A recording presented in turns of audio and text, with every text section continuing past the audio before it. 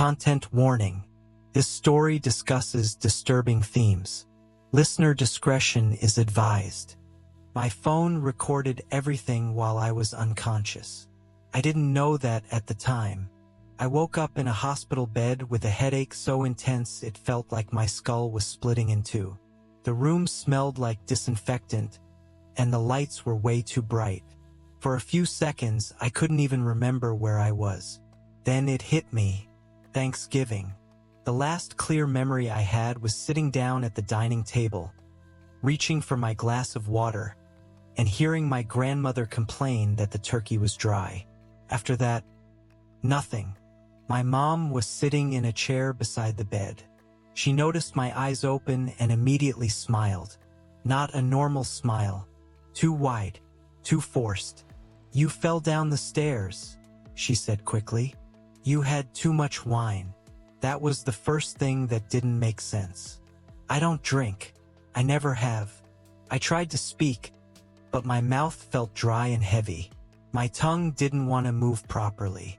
A nurse came in to check my four, and as she adjusted the tubing, she kept glancing at me with this strange look, like she knew something I didn't. Before leaving the room, she leaned in slightly and said quietly, "Your family is interesting." Then she walked out. A few hours later, I was discharged. My parents insisted on driving me home, but I told them I wanted some air first. I needed space. My head was spinning, and none of this felt right. That's when I noticed my phone. It was sitting on the bedside table, exactly where I'd left it before dinner. No missed calls, no new messages, but there was an audio file on my screen. I didn't recognize it. It was 59 minutes long. The timestamp showed it started recording right after Thanksgiving dinner began. I stared at the screen for a long time. I'm not someone who records things randomly. I don't journal. I don't vlog. If I hit record, it's because I think something serious is about to happen. My stomach tightened as I realized I must have known.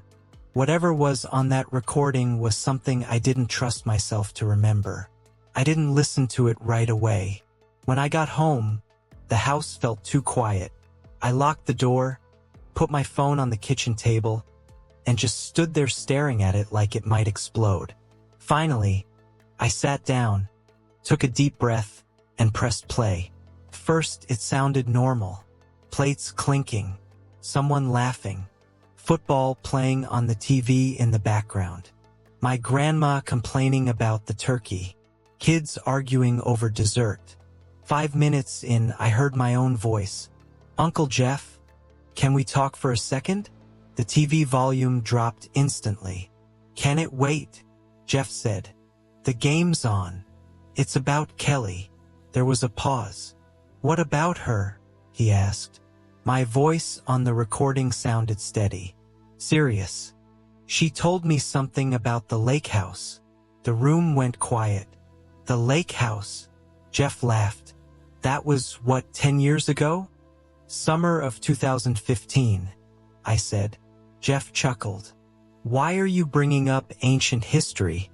"She was 9 years old," I said. That's when the sound changed. No more forks, no background noise, just silence. Jeff's wife, Sharon, spoke up fast. "What are you implying?" On the recording, Kelly's voice was barely audible. "Nothing," she said. "Nothing happened." My recorded voice didn't let it go. She told me about the swimming lessons. When they were alone. Jeff's voice sharpened. "That kid has always had an imagination." "She showed me the pictures you took," I said. There were several seconds of complete silence. Then I heard a sound that made my chest tighten. Glass clinking against glass. My voice changed. "Why does my drink taste weird?" "You okay there?" Jeff asked, fake concern dripping from every word. The sound of a chair scraping. "Did you put something in my—" There was a dull thud. That was me hitting the floor. Panic exploded in the background. Chairs moving. People gasping. Should we call 911? Kelly asked, her voice shaking. No, Sharon said coldly. She had too much to drink. But she doesn't drink, Kelly cried. I said she had too much to drink, Sharon snapped. Jeff, help me move her. I sat frozen in my chair, listening as my unconscious body was dragged across the floor. Put her on the couch, Jeff said. Make it look natural. Then Sharon said something that made my stomach turn. Get the camera. For the next 10 minutes, I listened to my family pose my unconscious body. They laughed. Put the turkey hat on her. Give her the beer bottle.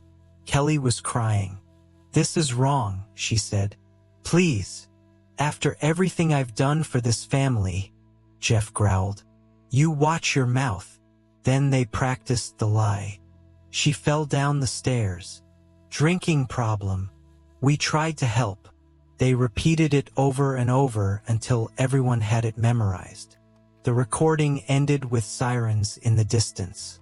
I don't remember how long I sat there after it stopped.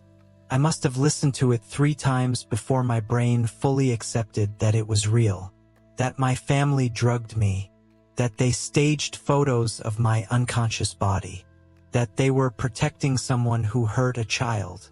Kelly and I went straight to the police that night. The detective listened to the entire recording without interrupting once. When it finished, she made a single phone call. We need warrants, she said. Now. By morning, my entire family had been arrested. At the station, they turned on each other immediately. Sharon blamed Jeff. Kelly's mom finally broke down and admitted the truth. Jeff had bought her house right after that summer at the lake. Every time Kelly tried to talk, he threatened to take it away. A decade of silence bought with money.